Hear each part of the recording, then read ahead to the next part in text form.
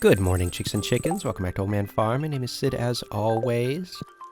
I've taken the liberty of fertilizing your caviar. Why is every joke I make just Futurama references? I'm sorry, I'm predictable. However, we don't have anything on the docket today. So, let's go ahead and check our fortune. I'm not really sure what we're going to do today, but I do want to talk about a few things. Good humor. Well, here's the thing. I realized that I don't even think we talked about it, but we hit 500 subs a few days ago, a while ago actually, and I mentioned it on Discord. I talked about it on stream, but I don't think we talked about it here. And just in time for hitting monetization, I'm probably going to talk about something that, were I fully monetized, would get me demonetized, at least for this video. So, yes. Thank you, everyone, for being here, for helping me hit a milestone that I never thought I'd hit, and I'm still sort of in shock about, and I love it. And if I did already talk about this, well, hey, let's double down on thankfulness, right? Anyway, as I said, I am going to talk about a bit of a touchy subject today. I watched Sharp Objects with my partner. She's been wanting me to watch it for a while now. Well, she wanted me to read it, and I did some work out in Arizona, like, I don't know, year and a half, 2 years ago, something like that. And I took it on the plane, and I started to read it, but then everything just got so horrible out in Arizona that I just didn't end up reading it. So, we watched the show, and since I've been sick, yes, I am still ridiculously ill, since we didn't, since I didn't go to, oh my god, let me try this again. My brain is not here. Since I really just wanted to sit around and not really do much, just relaxed yesterday, we ended up watching the series, and we binged it, like, yeah, anyway. And so the topic I'm going to be talking about today, not for the whole episode, hopefully, but I am going to touch on self-harm again. I know we've talked about this in the past. So if that is not a topic you want to hear about, I 100% understand, and I will talk to you tomorrow. Again, seriously, no hate if you don't want to hear about it. I get it. It is not a topic a lot of people want to talk about, and I also want to say that, because I don't know how in-depth I'm going to get on this one, I want to say that I am in no way glorifying or condoning any type of self-harm. For real, there are better ways to deal with it, and we'll probably try and talk about some of those as well. But if you do not know what Sharp Objects is, it is a show about a journalist who, she had a very traumatic childhood. She goes back to her hometown for a story, because there's a bunch of murdered little girls. And so she goes back for the scoop at the behest of her editor. And she's sort of flung back into a lot of her, childhood trauma. And I won't talk about the ending and stuff. I'm going to try to be spoiler free on this.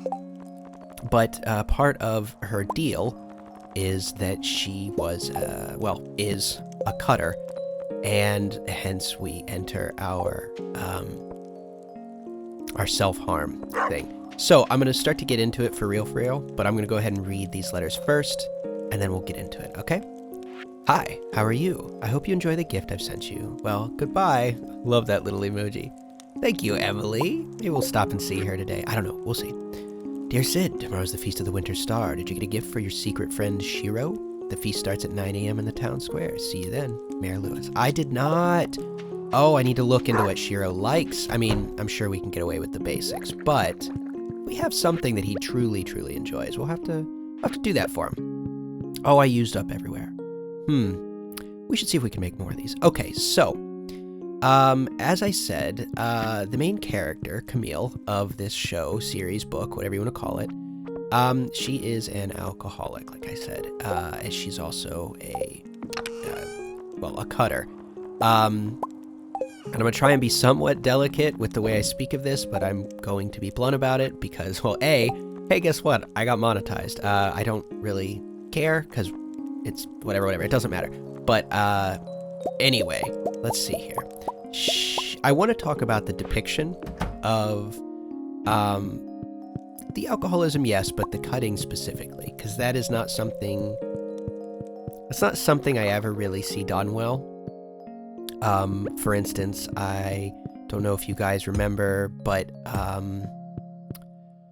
some time ago there was that show where the little girl, she was a teenager, the teenage girl,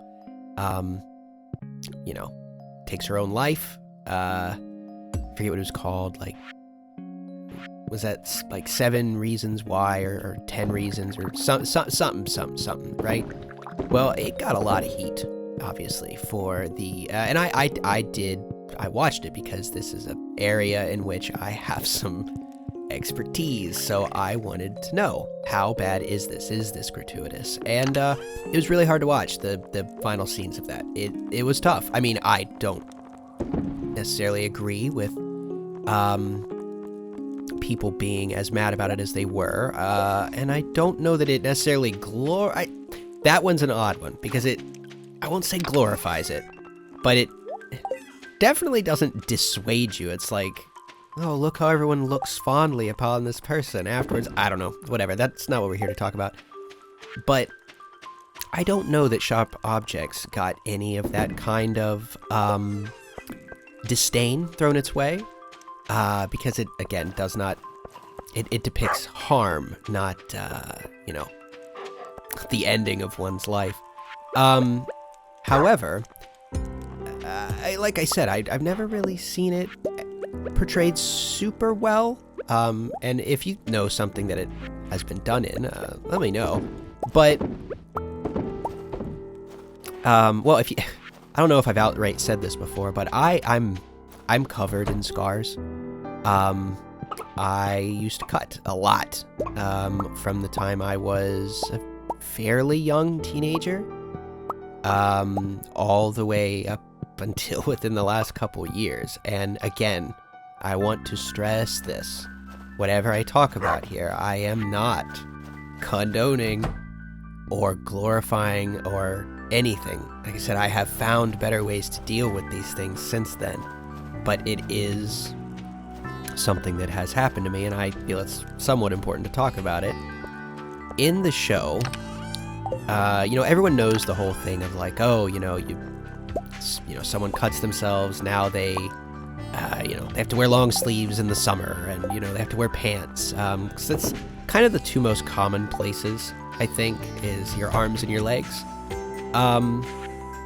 But in the show, one thing that I think they did very well, that is quite accurate, at least in my opinion, is the fact that once people find out, or if someone finds out, the range of ways they deal with it. Well, for instance, when her mother sees it, seriously? When her mother sees it, she, says something along the lines of, you've ruined yourself. Which is a really... it's a really nasty thing to be told. Been there. It's not great. It doesn't do anything to help your emotions and what you're going through. And a lot of people, they start to wonder, are you trying... was this a failed attempt at your life? Usually, no, it's not. That's not why people cut. Some people, they oftentimes, they almost exclusively treat it, like they have to walk on eggshells about it.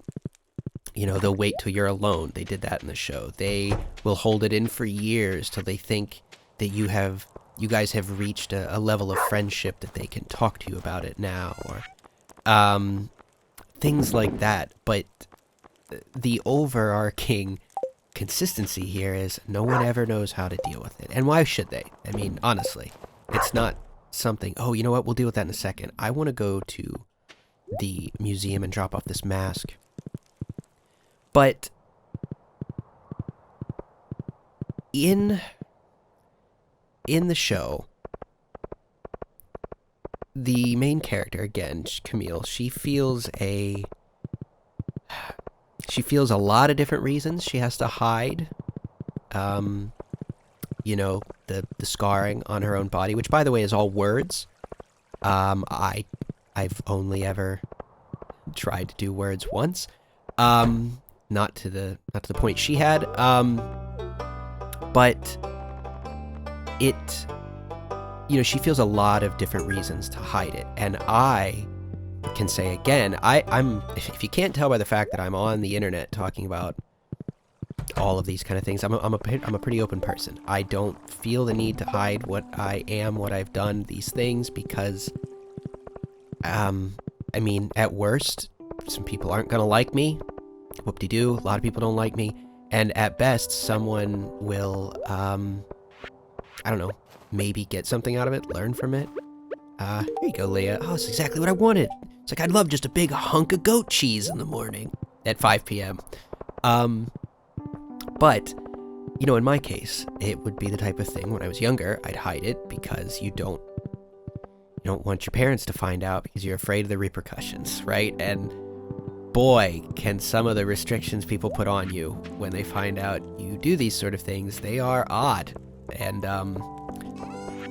yeah, and it's like I said, I've said it before, it's dehumanizing because no one understands, and any explanation you can give never really suffices.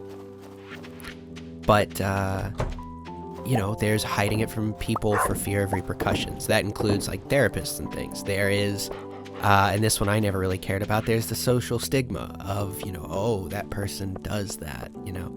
There's, you know, there's worry about employment, and yes, that truly is a thing. If people won't hire you because of tattoos, what do you think? You know, do you really think they want you working with the public with big old scars showing out? No, they don't. I hate to say it, but it is true. You know, there are a lot of reasons, and they touch on a lot of them in the show. And again, just people's reactions to it. You have some people talking about it in a way like they almost glorify it, like they want to copycat it, which, trust me, does not make you feel good. It's not, you know, flatter or mimicry. What is that? Was it mimicry is the most sincere form of flattery? Sure, not in this way. And I will say, as an adult, or well, not even as an adult, I have never cared about my scars. I've never hidden them, nothing, until the last couple of years. Even before I have been sober in the last, 7-8 months, I began to, I didn't hide them. I began to be more aware of who sees them. I have 2 teenage siblings, and I would be mortified if they saw what I've done to my body and think that it is a viable way to deal with emotions that you don't know where to put. Also, I have an 8-year-old kid, which, I have to start worrying. Is that something that he will see? And I don't mind questions, but I do mind him thinking that that is a reasonable way to deal with things, which, as an adult, that he takes cues from on how to handle things in life. That's something I fear. So there are reasons to start hiding it, but it's. But again, the biggest thing of both of those is not because I am ashamed. It's because I don't want people to get the wrong idea. And that is, now we'll talk into some of the solutions here. I think a lot of people think it's for attention. And obviously, if you took every case of someone harming themselves, I'm sure there are. You know what I mean? In fact, I'm 100% sure there are, yes. But overwhelmingly, it is not about attention. It is not about offing yourself, it is overwhelming. Oops, wait, I wanted some of those gates. It's about emotion regulation. 100%. It's when you hit a point when you don't know how to deal with, whoops, you don't know how to deal with sadness, you don't know how to deal with longing, you don't know how to deal with anger, you don't know how to deal with frustration. There's any number of emotions that you do not know how to deal with. They are overwhelming, and you have nowhere else to turn. 99% of people don't turn to hurting themselves, but some of us do. And again, I am not saying anyone should do this. You shouldn't. You 100% should not. But chemically, it does take the edge off of all those emotions for a hot second. Now, it creates worse problems because now you have bleeding, stitching, hospital visits, awkward explanations, and something as shallow as, I mean, it doesn't make dating wonderful, I'll tell you that. So there are a lot of things that come out of it that are bad, but that is the reason why most people do it. It's emotion regulation. You have no better coping mechanism, and that's what this is. It's learning better coping mechanisms. You have no better coping mechanism than to force your brain to flood you with chemicals that make you forget about the mental pain you're in. It's very difficult to be in mental pain and physical pain at the same time. And that's something I think they do well in the show, is illustrate the fact that, you see her struggling with getting to the point of harming herself or not. You see her struggling with this, and she... Oh man, I should have come in here earlier. It's accurate. I'm gonna get a little bit specific here, not graphic, but a little specific. I can say that sometimes you sit there with whatever implement you are scheming on using. You'll sit there with it, weighing the consequences, trying to get yourself out of the spot you are in that makes you feel this powerless and hopeless. It does not always work. In fact, I found that by the time you've grabbed the implement, you've already decided. At least for me. And so anyway, the point is, there are better ways to deal with emotion regulation, because there are other ways to get your brain to that point, including simple things like, I'm not kidding, like a really sour candy, like a warhead or something like that. You'd be amazed. We're gonna have to do that in the morning. But it actually does kind of work to pull your... It's similar to panic attacks. If you can pull yourself out of a panic attack, you can a lot of times pull yourself out of a self-harm moment. But, not always. Excuse me.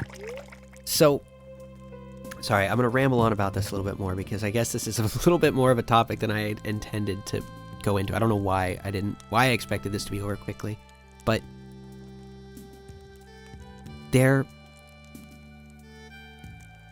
I don't assume anyone that listens to my videos deals with self-harm issues. If you do, hey, ditto. I'm here for you. But if not, I really hope that if you get anything from this, your takeaway is to approach it with understanding, because people generally, unless they are someone that's doing it for attention, which again is a almost negligible minority, we're not proud of it. We don't want to show it off. We don't want people to see it, but that's mostly because we don't want to be judged for it. We're not great at regulating emotions, if you couldn't tell, and being thrust back into them with these negative emotions coming from other people doesn't do a lot to help. So coming at people with some understanding, some empathy, and realizing that whatever put this person in this state to feel that they did this is because they feel like they they either lack the tools to find a better way or they don't know a better way. You know, oftentimes these people don't need solutions. They just need some kind of compassion, some sort of understanding, and maybe even just some kind of distraction till they don't do this again. And I don't have solutions. Again, it's not really the point. I don't have solutions. What works for some people doesn't work for others. I know a lot of people use like the rubber band, like snapping, which is still harming, but not even close to the same level. You know, some people just use exercise. Some people, like I said, use sour things. Some people use cold. I know that's another one, you know, sticking your hands in ice water or ice. Or, like I said, I've done with panic attacks. I take a cold walk. Just wear shorts and a t-shirt and go on a walk in the dead of winter. Pulls you right out of anything because your body starts to go into actual fight or flight mode. Well, suddenly all the incorporeal, emotion-based things in your head start to fade out. So, anyway, I don't have a point to this other than be compassionate with people. You really, truly never do know what someone else is going through.